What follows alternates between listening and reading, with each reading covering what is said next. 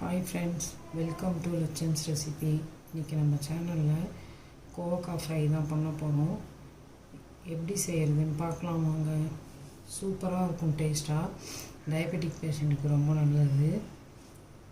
சாப்பிடாத குழந்தைங்க கூட இந்த மாதிரி செஞ்சு கொடுத்தீங்கன்னா சாப்பிடுவாங்க. எல்லா ரைஸோடையும் செம்ம காம்பினேஷனாக இருக்கும், சூப்பராக இருக்கும். நீங்களும் இந்த மாதிரி செஞ்சு பாருங்கள், மிஸ் பண்ண. இன்றைக்கி நம்ம சேனலில் கோவக்காய் பொரியல் பண்ண போகிறோம். எப்படி செய்கிறதுன்னு பார்க்கலாம். பாருங்கள், இப்போ 1/4 கிலோ கோவக்காவை இந்த மாதிரி எடுத்து அரிஞ்சிக்கோங்க. இந்த அளவுக்கு திக்னஸ் அரிஞ்சிக்கோங்க. அப்போ தான் வதங்கிறதுக்கு ஈஸியாக இருக்கும். ஒரு 4 பல் பூண்டு கட் பண்ணி வச்சுருக்கேன். ஒரு கொத்து கருவேப்பிலை, ஒரு பெரிய வெங்காயம் பொடியாக கட் பண்ணி வச்சுருக்கேன். இதில் 2 டேபிள் ஸ்பூன் அளவுக்கு தேங்காய் இருக்குது. நம்மளுக்கு ஃப்ரெஷ் கோகனட் இருந்தால், ஃப்ரெஷ்ஷாக திருவுன தேங்காய் இருந்தால் கூட வதக்கிக்கலாம். சீரகம் 1 ஸ்பூன் வச்சுருக்கேன். ஒரே ஒரு காஞ்ச மிளகா, 2 டேபிள் ஸ்பூன் வேர்க்கடலை வறுத்தது வச்சுருக்கேன்.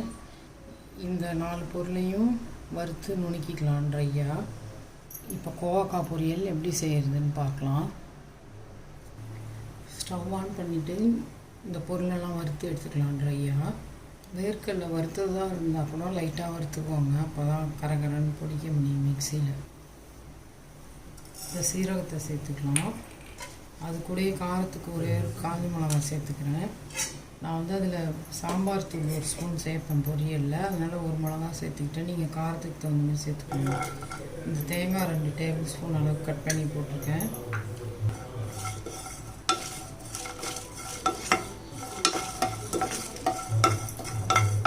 அது கூடயே இந்த வேர்க்கடலை 2 டேபிள் ஸ்பூன் சேர்த்துக்கிறேன். 1/4 கிலோ கோவக்காவுக்கு தான் இதெல்லாம் நான் எடுத்துருக்கேன். நீங்கள் ஃப்ரெஷ்ஷாக துருவின தேங்காய் இருந்தால் கூட சேர்த்துக்கலாம். லைட்டாக சூடு ஏறுற அளவுக்கு வறுத்தோன்னா போதும். இப்போ ஒரு பிளேட்டுக்கு மாற்றிடலாம்.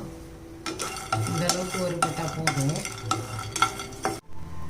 இப்போ பாருங்கள், இந்த அளவுக்கு வறுபட்டால் போதும். மிளகா, இந்த வேர்க்கடலை, சீரகம் நல்லா பொரிஞ்சு வாசனை வர ஆரம்பிச்சிச்சுன்னா எடுத்தாச்சு. இந்த அளவுக்கு பொரிஞ்சால் போதும். இது ஆறுனது மிக்சி ஜாரில் குறைக்குறேன்னு நம்ம பவுடர் பண்ணிக்கலாம். கோவக்காய் செய்கிற அளவுக்கு எண்ணெய் சேர்த்துக்கலாம். ஒரு 3 டேபிள் ஸ்பூன் அளவுக்கு எண்ணெய் சேர்த்துருக்கேன். எண்ணெயிலே தான் அந்த கோவக்காய் வதங்கணும், அதனால். இப்போ எண்ணெய் காஞ்சிடுச்சு. கடுகு ஒரு 1/2 ஸ்பூன் சேர்த்துக்கலாம்.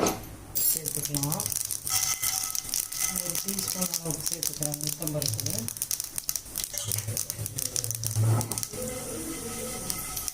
இப்போ பாருங்கள், உளுத்தம்பருப்புலாம் பொரிஞ்சு வந்துருச்சு, செவந்துருச்சு. இப்போ கருவேப்பிலை சேர்த்துக்கலாம்.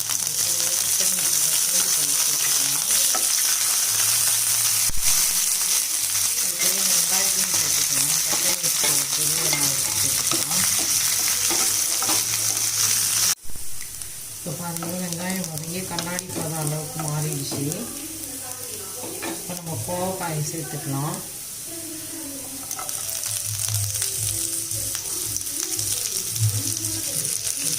கோவக்காயை கட் பண்ணி தண்ணியில் போட்டு வச்சுட்டு 1 ஸ்பூன் உப்பு போட்டு நல்லா பிசைஞ்சு புழிஞ்சி எடுத்துக்கோங்க.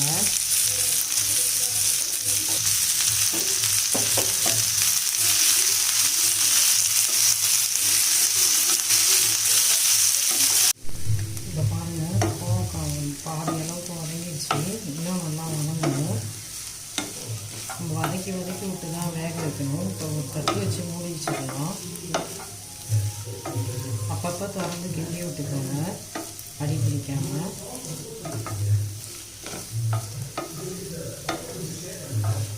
இப்போ ஒரு தட்டு வச்சு மூடி வச்சிடலாம். இப்போ பாருங்கள், மூடி போட்டு வச்சுருக்கீங்களா, மூடி எடுத்துட்டேன்.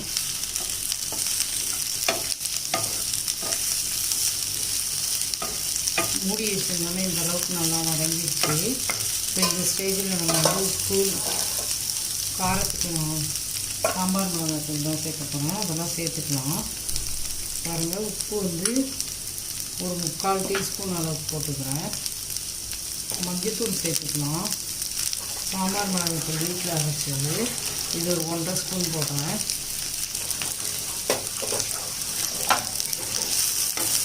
போட்டு நல்லா நம்ம வதக்கிடலாம்.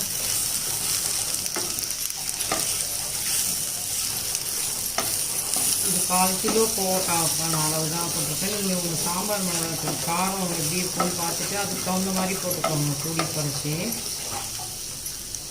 பாருங்கள். இது நல்லா வதக்கிக்கலாம். காரம் உப்பு எல்லாம் சேர்த்துட்டேன்.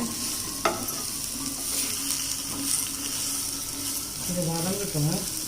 அப்படியே மூடி வச்சிடலாம்.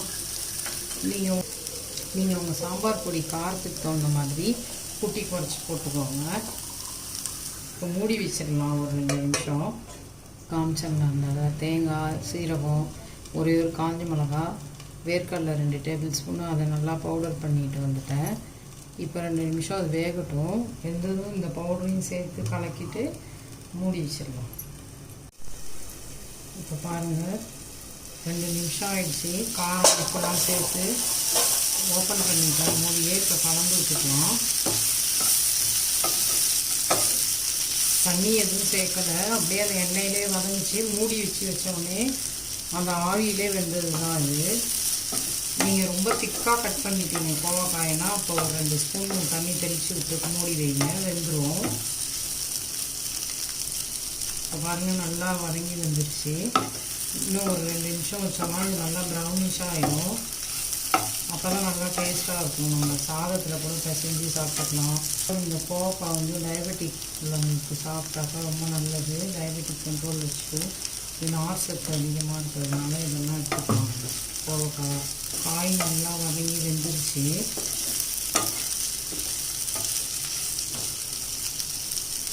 இப்போ நம்ம பொடி பண்ணி வச்சுருக்கோம்ல அதை சேர்த்துக்கலாம்.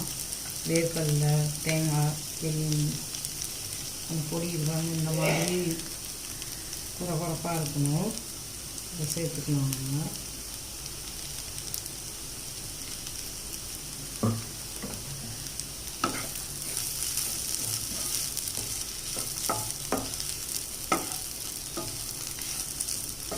இந்த நுணுக்கின பவுடரை சேர்த்து ஒரு 2 நிமிஷம் வதக்கி விடலாம்.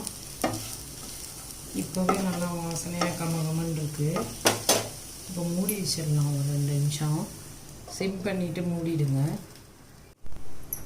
இப்போ பாருங்கள் 2 நிமிஷம் மூடி வச்சிருந்தேன். அந்த பொடி பண்ணதை போட்டுட்டு சூப்பராக கமகமன்னு வாசம் வருது. செமையாக இருக்கும். இந்த மாதிரி செஞ்சு பாருங்கள். மிஸ் பண்ணாமல் கோவக்காயை. நம்ம அந்த வேர்க்கடலைலாம் நுணுக்கி போடுறோம்னா நமக்கு ப்ரோட்டீனும் கிடைச்ச மாதிரி இருக்கும். குழந்தைங்களுக்கு கோவக்காய் சாப்பிட மாட்டேன்ற குழந்தை கூட இந்த மாதிரி செஞ்சு கொடுத்தா சாப்பிடுவாங்க விரும்பி. சூப்பராக பாருங்கள் ஃப்ரை ஆகிடுச்சு. கோவக்காய் பொரியல் செம்மையாக இருக்கும். சூப்பரான சுவையில் ஆந்திரா ஸ்டைல் கோவக்காய் பொரியல் ரெடி ஆகிடுச்சு. நீங்களும் இந்த மாதிரி செஞ்சு பாருங்கள். சாம்பார் சாதத்தோட செம்மையாக இருக்கும். ஒரு வெறுமனே ஒயிட் ரைஸோட கூட நம்ம பிசைஞ்சு சாப்பிட்டுக்கலாம். நெய் சேர்த்து செம்மையாக. ஆந்திரா ஸ்டைல் கோவக்காய் பொரியல். கொத்தமல்லி இலையை தூவி இறக்கிடலாம். ஸ்டவ் ஆஃப் பண்ணிடலாம். நீங்களும் மிஸ் பண்ணாமல் கோவக்காய் பொரியல் செஞ்சு பாருங்கள். லட்சம்ஸ் ரெசிபியை லைக் பண்ணுங்கள், ஷேர் பண்ணுங்கள், சப்ஸ்கிரைப் பண்ணுங்கள். தேங்க்யூ.